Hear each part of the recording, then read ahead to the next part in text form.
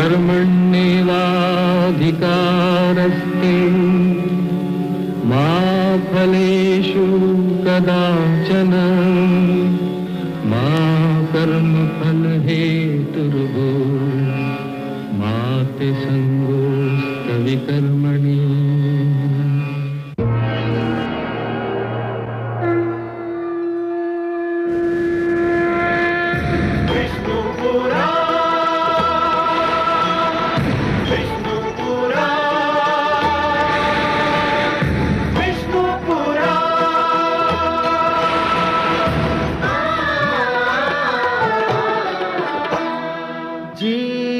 ज्ञान ब्रह्म ज्ञान अथ श्री विष्णु पुराण ओम की कथा महान जय श्री विष्णु पुराण विष्णु पुराण विष्णु पुराण विष्णु पुराण प्रगटे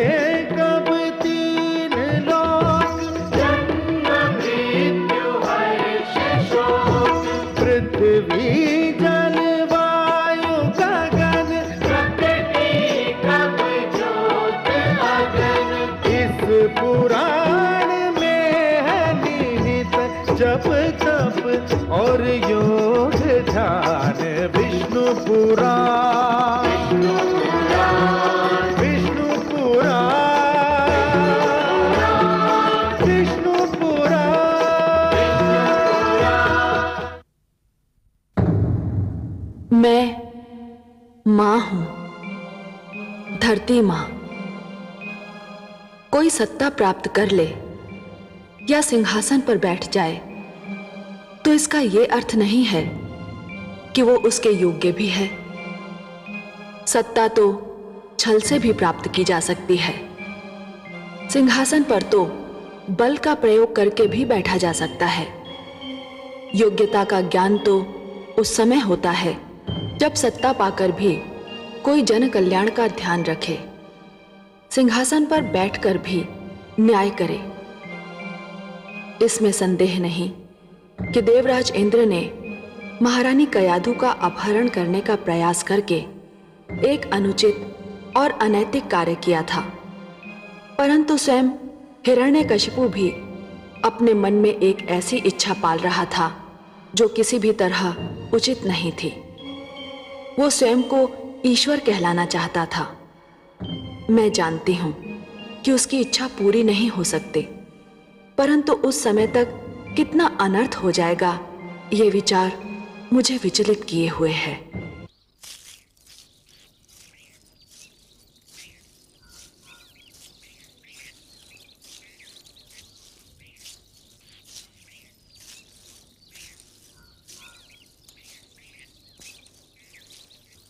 असुरराज, आप क्षण भर यहां प्रतीक्षा करें। मैं महारानी कयाधु को आपके आने की सूचना दे दूं।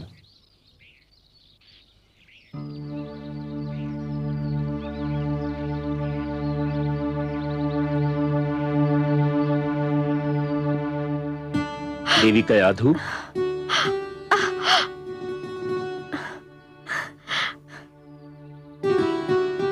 आप आ गए देवर्षि। मैं अकेली कब से घबरा रही थी। देवी कयाधु, अब न तो आप अकेली रहेंगी और न ही आपको घबराहट होगी, क्योंकि मैं अपने साथ आपके अकेलेपन और घबराहट दूर करने की सामग्री लाया हूं। क्या? मैं आपके पति असुरराज हिरण्यकशिपु को अपने साथ लाया हूं। असुरराज,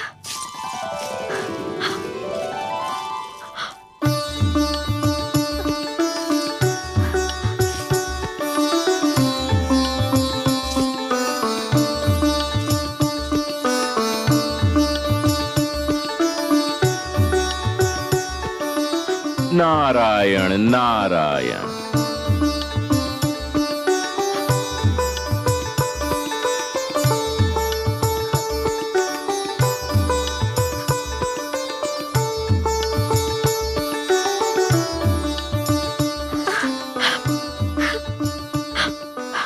महारानी, कैसी हो?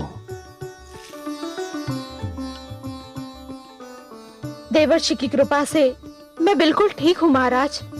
उन्होंने मुझे देवराज से छुड़ाकर यहाँ आश्रय दिया और मेरी ऐसी देखभाल की जो राजभवन में भी संभव नहीं थी। महारानी, देवराज इंद्र को अपने किए का फल मिल चुका है, किंतु देवर्षि नारद के उपकार को चुकाना मेरे लिए कभी संभव नहीं होगा। उन्होंने आपको और मेरी होने वाली संतान को बचाकर मुझे जीवन भर अपना आभारी बना लिया है, किंतु अब आपको चिंता नहीं करनी चाहिए।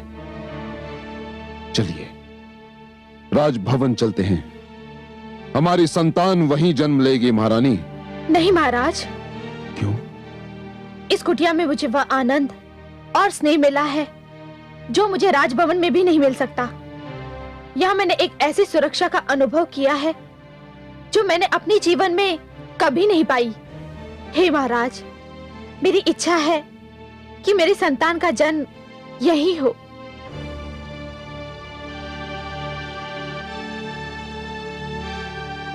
ठीक है, आपकी इच्छा के विरुद्ध मैं कोई भी कार्य नहीं करना चाहता महारानी।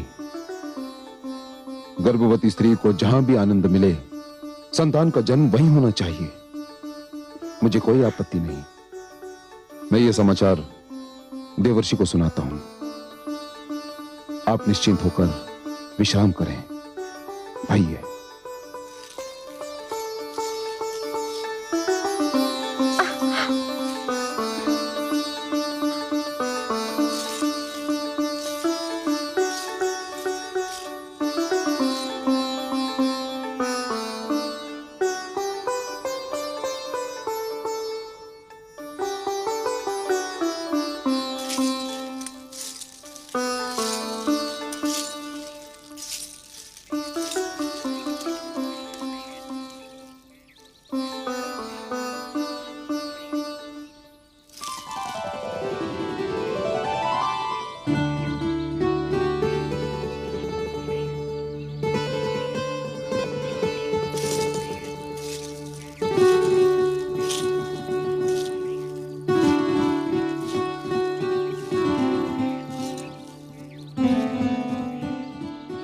मुझे विष्णु और उसके भक्तों से अपार घृणा है।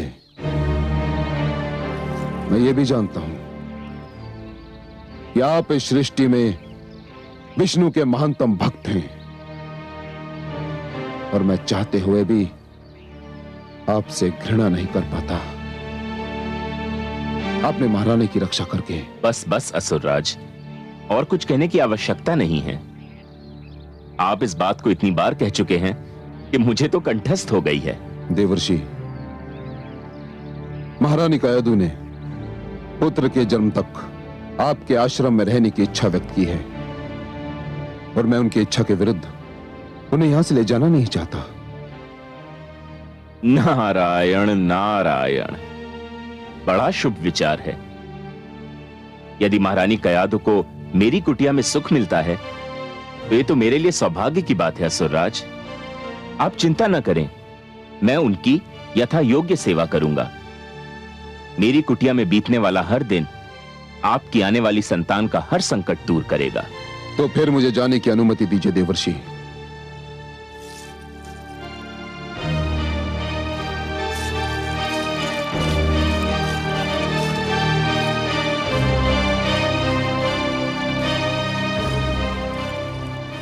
हे नारायण, आपकी लीला भी अनुपम है। आपसे घृणा करने वाले को पता ही नहीं कि उसके अपने घर में आपका सबसे महान प्रेमी जन्म लेने वाला है। नारायण नारायण। भगवान हिरण्यकशिपु की जय। भगवान हिरण्यकशिपु की जय। भगवान हिरण्यकशिपु की जय। भगवान हिरण्यकशिपु की जय। भगवान हिरण्यकशिपु की जय। भगवान हिरण्यकशिपु की जय। भगवान हिरण्यकशिपु की जय। भगवान हिरण्यकशिपु की जय।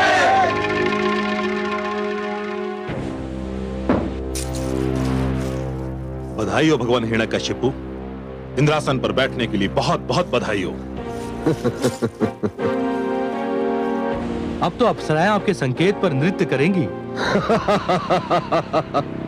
समस्त देवगण नतमस्तक होकर आपको नमस्कार करेंगे।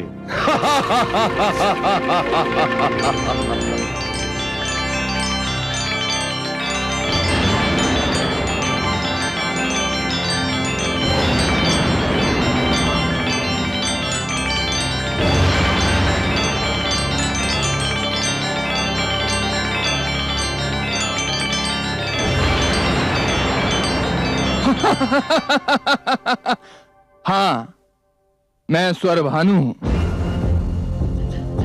विष्णु ने मेरा सिर धड़ से अलग कर दिया था, पर वो मुझे मार नहीं सका क्योंकि मैं अमृत पान कर चुका था। मेरा कटा हुआ सिर राहु बनकर और कटा हुआ धड़ केतु बनकर आज भी जीवित है और सदैव जीवित रहेगा। मेरी सभा में तुम्हारा स्वागत है स्वरभानु। धन्यवाद भगवान हिरण्यकशिपु। आपको कोटि कोटि धन्यवाद और कोटि कोटि बधाई भी। देवराज की तो वैसे कई बार पराजय हुई, पर उसकी जो पराजय आपके हाथों हुई है वो अपना कोई उदाहरण नहीं रखती है। ऐसी करारी पराजय तो दानवराज कालकेतु भी उसे नहीं दे पाए थे। अब विलंब क्यों कर रहे हैं? विजय समारोह आरंभ कीजिए। इंद्रलोक की सुंदर अप्सराओं से कहिए आपके सामने बधाई नृत्य प्रस्तुत करें। आज तो हर्ष का दिन है, उल्लास का दिन है। हाँ, अप्सराओं को सभागार में लाया जाए।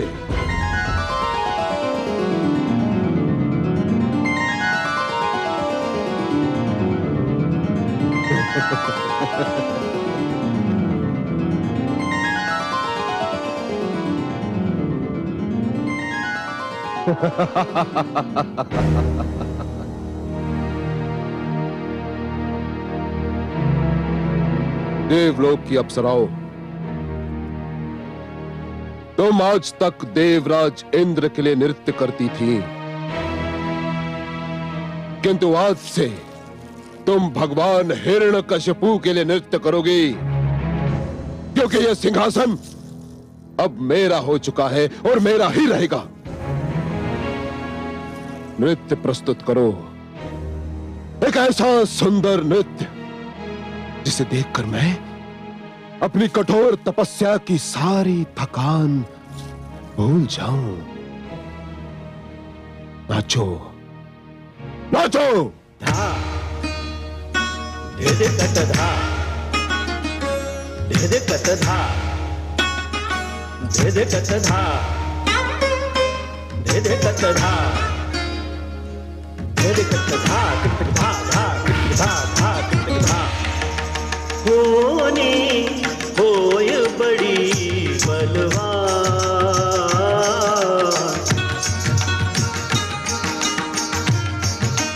होनी होय बड़ी बलवान। एक वरदान मिला पापी को, एक वरदान मिला पापी को, बन बैठा भगवान। होनी होय बड़ी बलवान। दिग दिगता दिग दिगता दिग दिगता धा धा धा।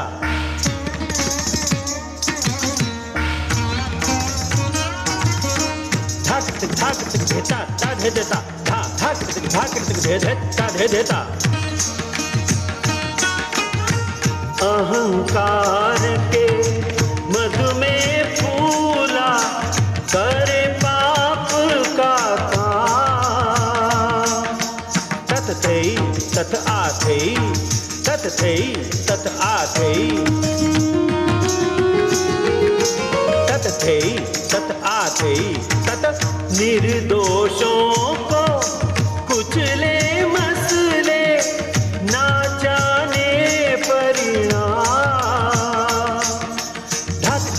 झटता दया धर्म का अर्थ न जाने, दया धर्म का अर्थ न जाने, ये ऐसा पाषाण होनी होय बड़ी बलवान।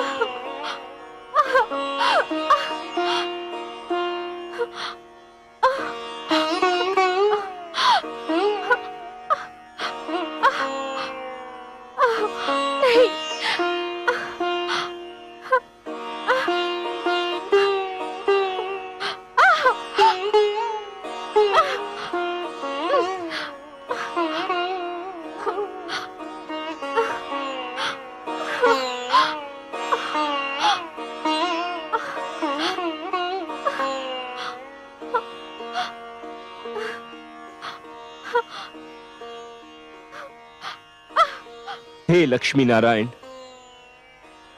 मैंने कयाधु को अपनी पुत्री मानकर यथाशक्ति उसकी सेवा की है, किंतु अब वह जिस अवस्था में है, उस अवस्था में कोई भी पुरुष, चाहे वह उसका पिता ही क्यों न हो, उसके पास नहीं रह सकता। हे सर्वेश्वर, मुझे आपकी सहायता चाहिए। अब केवल आप ही मेरी सहायता कर सकते हैं सर्वेश्वर।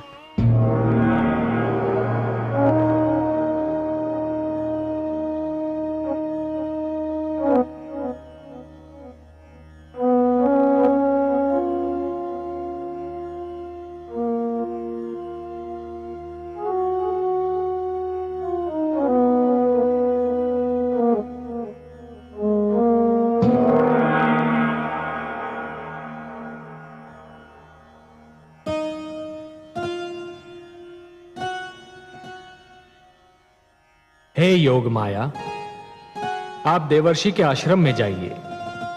महारानी कयाधु प्रसव पीड़ा की अवस्था में आ गई हैं। उनकी देखभाल का कार्यभार मैं आपको सौंपता हूं। जो आज्ञा त्रिलोकीनाथ।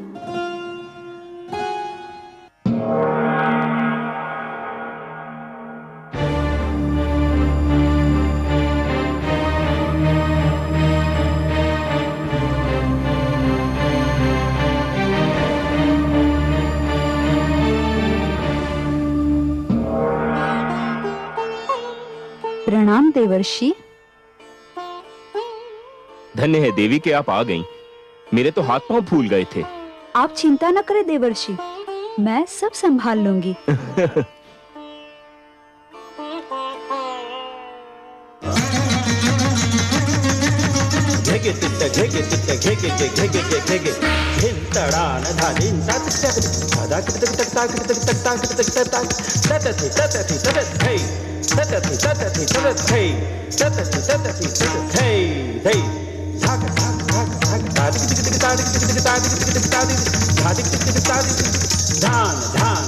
पाप का घट जिस दिन भी फूटे, होगा इसका नाश।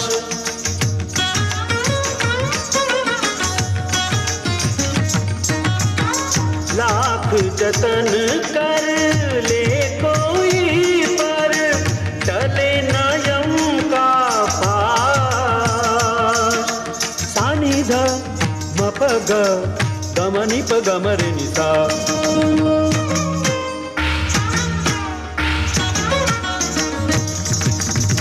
धूल में मिल जाएगा इसका, धूल में मिल जाएगा इसका छल बल और अभिमान। होनी होय बड़ी बलवान।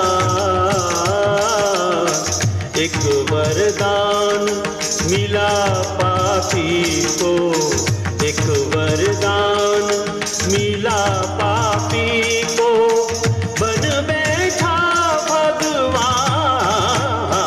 होनी होय धान तिक धान धान तिक धान धान तिक धान धान तिक धान धान तिक धान धान धान धान तिक धान धान तिक धान धान तिक धान धान तिक धान धान तिक धान धान तिक धान धान तिक धान धान तिक धान धान तिक धान धान तिक धान। प्रणाम भगवान। भगवान हिरण्यकशिपु की जय हो। तुमको हमारे आनंद में विघ्न डालने का साहस कैसे हुआ? कौन है ये मानव और कौन है ये स्त्री? भगवान, ये अपराधी हैं। तो इन दुष्टों का अपराध सुनाया जाए। भगवान, हमने चारों ओर आपका यह आदेश पहुंचा दिया था कि अब कोई विष्णु का नाम नहीं लेगा। तो क्या इन्होंने विष्णु का नाम लिया? नहीं भगवान, इन्होंने तो उससे भी बड़ा पाप किया है। इन दोनों ने तो अपने इस नवजात पुत्र का नाम ही विष्णु रख दिया है। अपराध, जघन्य अपराध।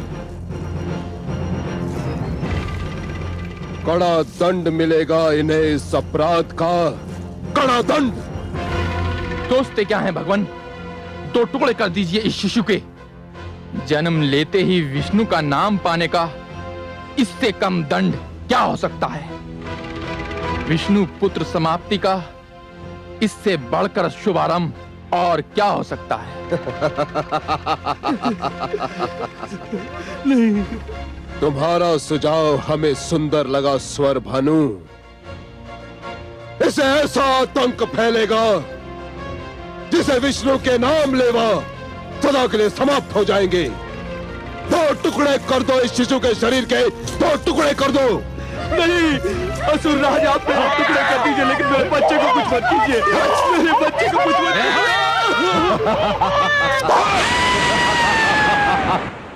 हे कमल नयन, क्या हो रहा है संसार में?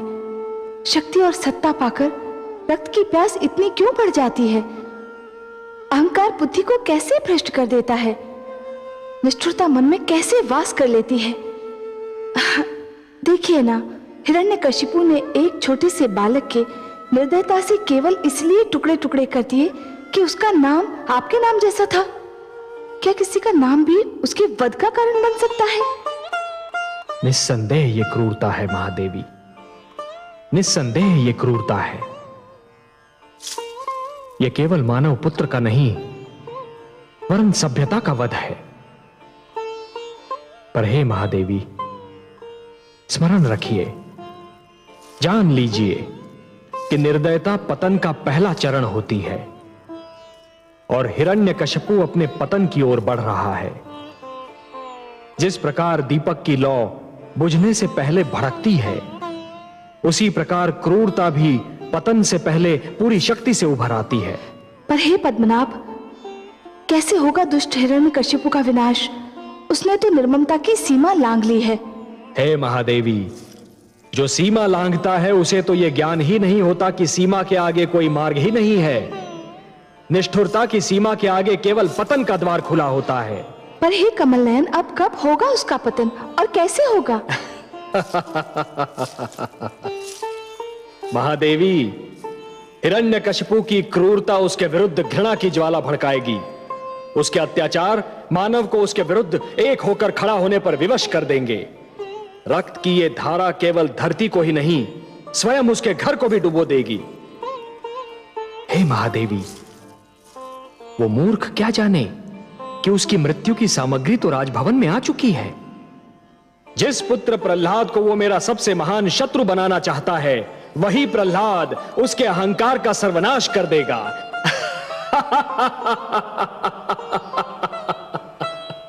जिस प्रकार समुद्र को यह ज्ञान नहीं होता महादेवी कि उसकी गहराइयों में ज्वार पल रहा है, उसी प्रकार हिरण्यकशिपु को भी यह ज्ञान नहीं है कि उसके ईश्वरत्व को ललकारने वाला स्वयं उसके राजभवन में जन्म ले चुका है।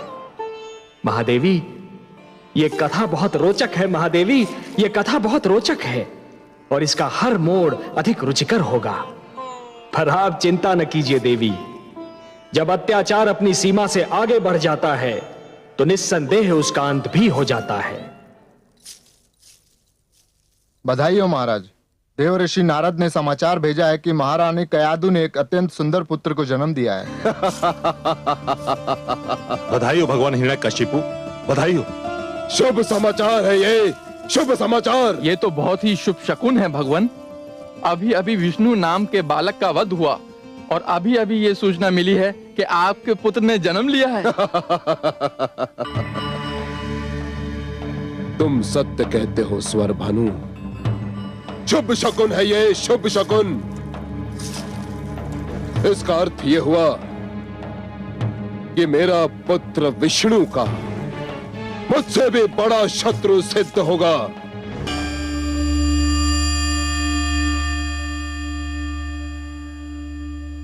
हे कमल नयन, अंधेरी रात्रि को उजाले का संदेश देने वाली सूर्य किरण सी आपकी मुस्कान, ये पतझड़ के अंत और वसंत ऋतु के आगमन की घोषणा करने वाले सुगंधित समीर की भांति आपकी मधुर मुस्कान खुला संकेत कर रही है कि सृष्टि में अवश्य कोई ऐसी घटना घटी है जिसने आपके मन को प्रसन्न कर दिया है। अहो महादेवी, अहो, हमारा कोई ऐसा संकेत नहीं जिसका भेद आप जान न पाए। हाँ देवी, एक बहुत सुंदर, एक बहुत अनुपम घटना घटी है। वो बालक जिसकी रक्षा के लिए आप चिंतित थीं, वो बालक जो एक नया इतिहास रचने वाला है, जन्म ले चुका है। कयाधु मां बन चुकी है। मैं अत्यंत प्रसन्न हूँ। मेरी कामना है कि कयाधु का ये पुत्र अत्यंत भाग्यशाली हो। वो भाग्यशाली होगा महादेवी, अत्यंत भाग्यशाली होगा। जिस प्रकार ध्रुव अपने दृढ़ निश्चय का इतिहास रच गया, उसी प्रकार ये बालक भी अपने दृढ़ विश्वास का इतिहास रचेगा।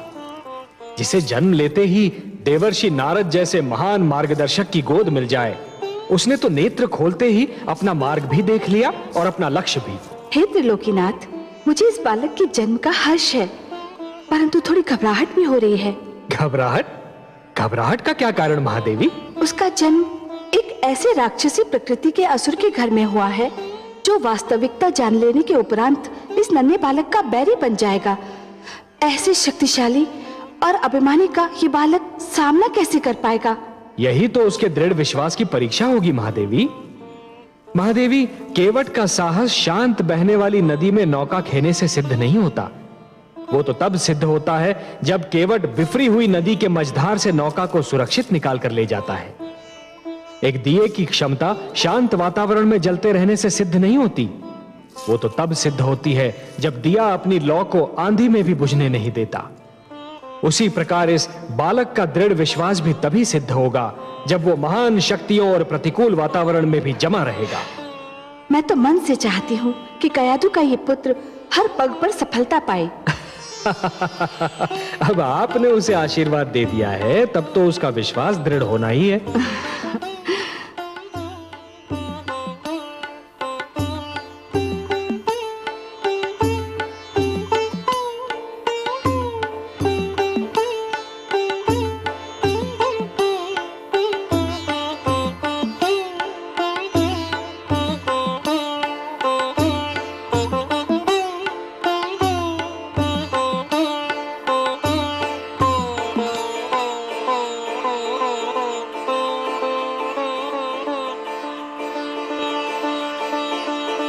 आयुष्मान भवः पुत्र। अपनी माता के गर्भ में मुझसे जो कुछ भी सुना था, सीखा था, वह स्मरण है कि भूल गए? ओम नमो भगवते वासुदेवाय। ओम नमो भगवते वासुदेवाय। बस बस पुत्र, मैं संतुष्ट हो गया। तुमने तो मेरा पूरा पाठ कंठस्थ कर लिया है। ध्यान रखना पुत्र, मैंने तुम्हें ईश्वर पर आस्था और विश्वास का मार्ग दिखाया है। यह विश्वास सृष्टि की महानतम शक्ति है। जो ईश्वर पर अडिग विश्वास रखता है, वह पर्वत से टकराए तो पर्वत झुक जाए, समुद्र से मिले तो समुद्र शांत हो जाए। सूर्य, चंद्रमा, नक्षत्र मंडल जिसकी ओर भी दृष्टि डाले, वही उसका दास हो जाए। सृष्टि का पूरा भेद ही उसकी मुट्ठी में आ जाए। कठिन को सरल और असंभव को संभव बनाना उसके बाएं हाथ का खेल होगा। पुत्र, इस मार्ग से कदापि नहीं हटना।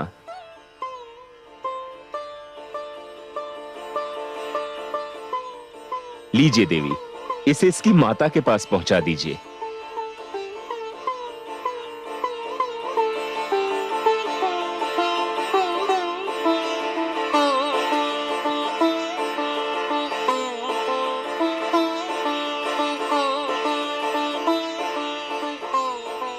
नारायण नारायण।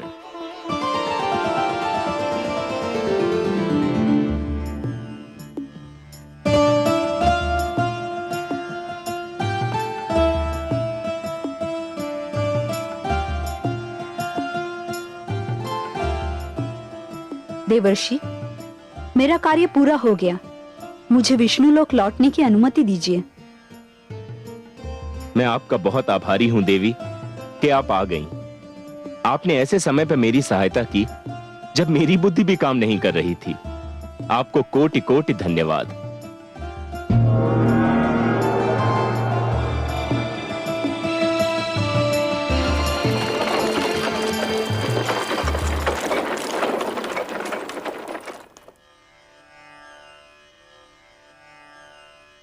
नारायण नारायण।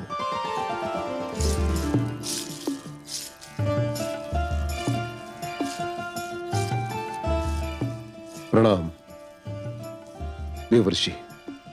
जब से मैंने सुना है कि मेरे पुत्र का जन्म हुआ है, मैं उसे देखने के लिए व्याकुल हूं। कैसा है मेरा पुत्र? स्वयं चलकर देख लीजिए। आइए। चलिए देवर्षि।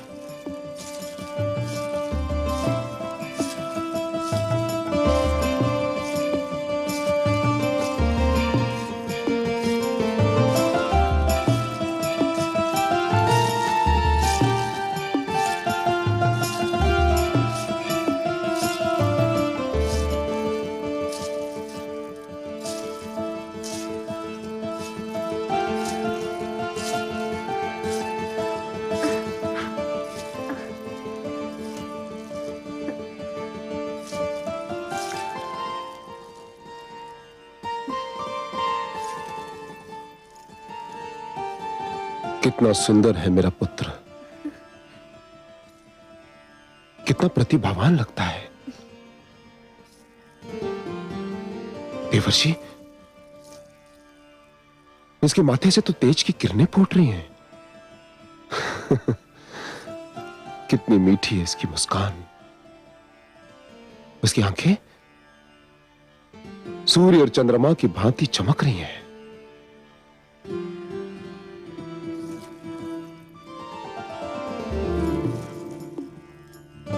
धन्यवाद महारानी। असुर वंश को इतना तेजस्वी पुत्र देने के लिए आपको कोटि कोटि धन्यवाद।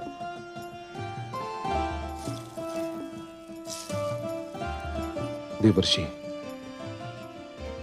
आज यदि मेरा पुत्र सुरक्षित है तो केवल आपकी कृपा के कारण। असुरराज, मेरी कृपा आपको इसलिए लग रही है क्योंकि मैंने जो कुछ भी किया वो आपने देख लिया। आपके पुत्र पर तो धरती और आकाश से न जाने किस किस ने कृपा की है। आपने तो देख ही लिया कि इसके मुख पर कितना तेज है।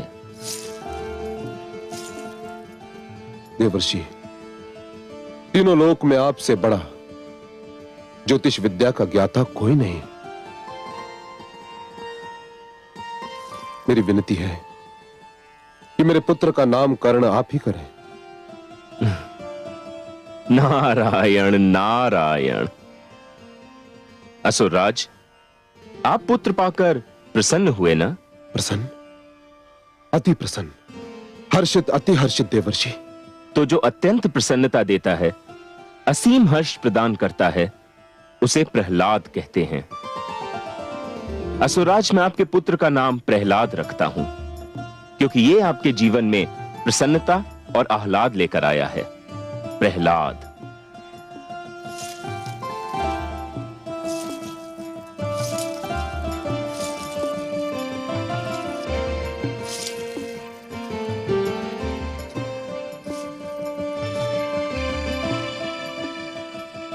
देवर्षि, बहुत सुंदर नाम सोचा है आपने। प्रहलाद, पुत्र प्रहलाद। मेरा पुत्र प्रहलाद भगवान हिरण्यकशिपु का पुत्र प्रहलाद। देवर्षि, मुझे लगता है कि मेरा पुत्र महानता में मुझसे भी आगे निकल जाएगा। हे असुरराज, मेरी ज्योतिष विद्या कहती है कि पहली बार आपके मुख से सत्य वचन निकला है। देवर्षि, मुझ में इतना साहस नहीं कि मैं आपसे कहूं कि आप मुझसे कुछ मांगे, किंतु यदि कोई इच्छा हो तो अवश्य व्यक्त कीजिए। सत्य असुरराज? सत्य, परम सत्य देवर्षि। आपकी किसी भी इच्छा की पूर्ति करके मुझे हर्ष होगा। मुझ जैसे सन्यासी की न तो कोई इच्छा होती है और न आवश्यकता, किंतु असुरराज, पुत्री कयाधु इतने दिनों तक मेरी इस कुटिया में रही कि पहली बार मुझे पुत्री मोह का अनुभव हुआ, और फिर आपके पुत्र प्रहलाद ने जन्म लेकर मेरी इस कुटिया को अपनी मधुर किलकारियों से भर दिया। मेरी ये इच्छा है असुरराज कि ये दोनों कुछ और दिन मेरी ही कुटिया में रहें।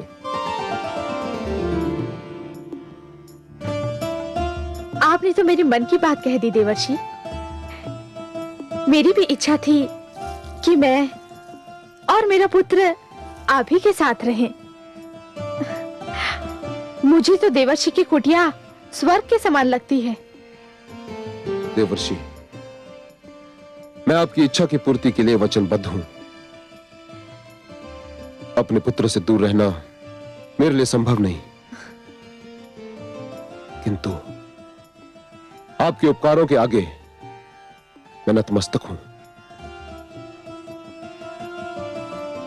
मैं पुत्र प्रहलाद और महारानी को यही छोड़ जाऊंगा, और आपको मुझे एक वचन देना होगा। कहिए असुरराज, क्या चाहते हैं आप? देवर्षि, मुझे विष्णु से घृणा है, अपार घृणा, और आप विष्णु भक्ति के लिए विख्यात हैं। मुझे वचन दीजिए कि आप मेरे पुत्र के सम्मुख विष्णु का नाम कभी नहीं लेंगे देवर्षि, कभी नहीं। मुझे वचन दीजिए। असुरराज, पुत्र कयाधु और दौहित्र प्रहलाद के लिए मैं कुछ भी त्याग कर सकता हूं। मैं आपको वचन देता हूं कि मैं सब कुछ कहूंगा, किंतु आपके पुत्र के सम्मुख विष्णु शब्द का उच्चारण नहीं करूंगा। सुंदर, अति सुंदर देवर्षि।